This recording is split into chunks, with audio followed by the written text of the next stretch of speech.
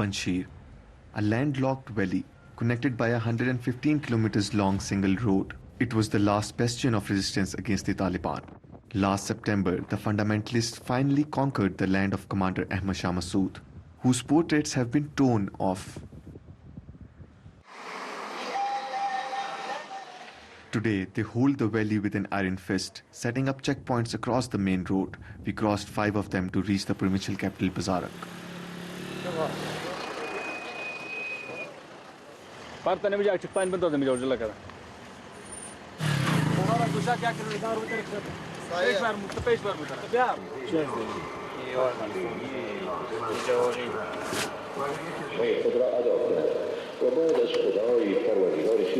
اکثر اوقات چکپاین به خاطر از این مندازیم که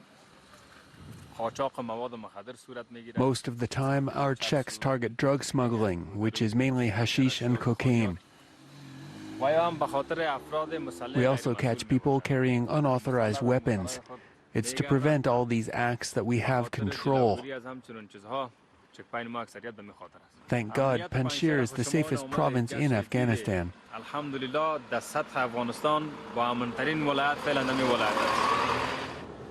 The Taliban claim that the valley has been pacified and the national resistance movement led by Ahmad Shah Massoud's son has been neutralized. According to the movement's leaders who have taken refuge abroad, the front is still active. On the ground, no more fighting is being reported.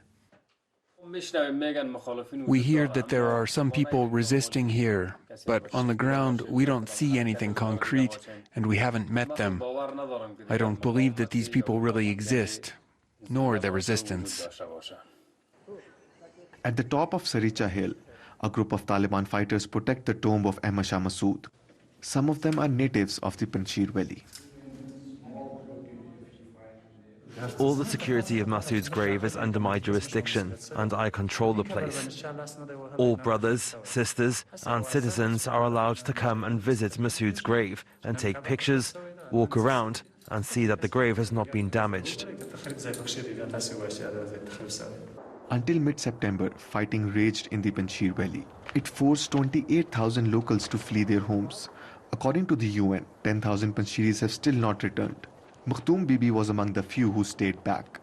9 people were killed here, and I provided shovels and bedsheets to bury 6 of them at this spot. They were not fighters, but civilians. They were trying to flee to the village of Panjsher on the other side of the hill, but they shot them from below. I did not go out during the fighting. It was too violent.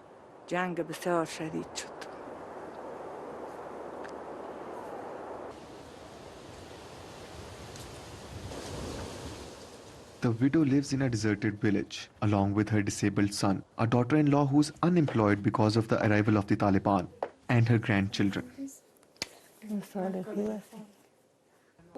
After the fall of the previous government, the Taliban took over and the problem started.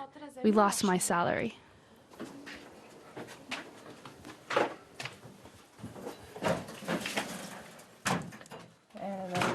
This is the only rice we have. Here is the sugar and the little wood and coal we have left. Some say that humanitarian aid will arrive, but for now we wait and keep hope in Allah. This is the first time humanitarian aid has resumed in Panjsher since the arrival of the Taliban. The UNHCR is distributing from $260 to $400 per family.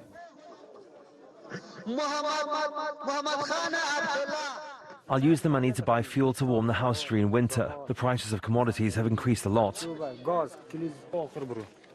Nearly 600 households are going to receive the assistance.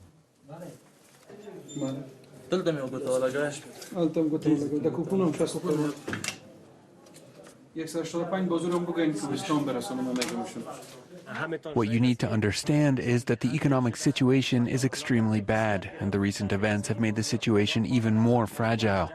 The war in Panjsher has demolished many houses, and people have lost their livestock. The provincial capital is now a ghost town. Its once crowded streets are now empty. The markets remain under constant vigilance of the Taliban, who have now become the new customers. In this shop, this man dares to speak up. For his safety, we blur his face. In my family, 2 of my cousins were handcuffed and shot. They were innocent. They were killed for no reason, without having committed any crime. And this was when the war was over. We no longer feel safe. Panjsher is the same old Panjsher as before. Panjsher will never change. For me, the only real change is that before it was ruled by the police and the army, and now by the Taliban. The valley now looks like an occupied territory, a first in the history of Panjsher.